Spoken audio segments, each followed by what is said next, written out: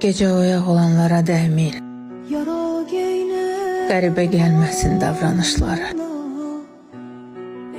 Bəlkə illər öncə itirdiyinin oyaq gecələrdir axtarışları. Sizin verdiyiniz sual əbəsdir. Özünün özünə cəzası bəsdir.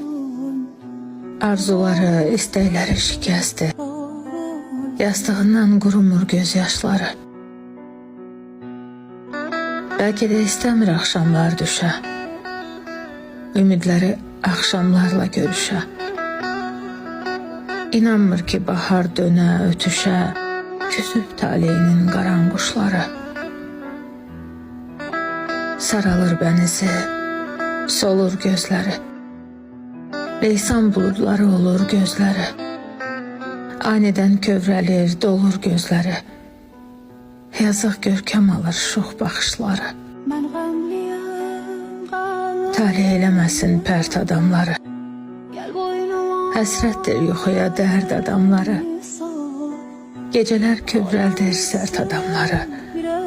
Yumruqluyur divarları, daşları.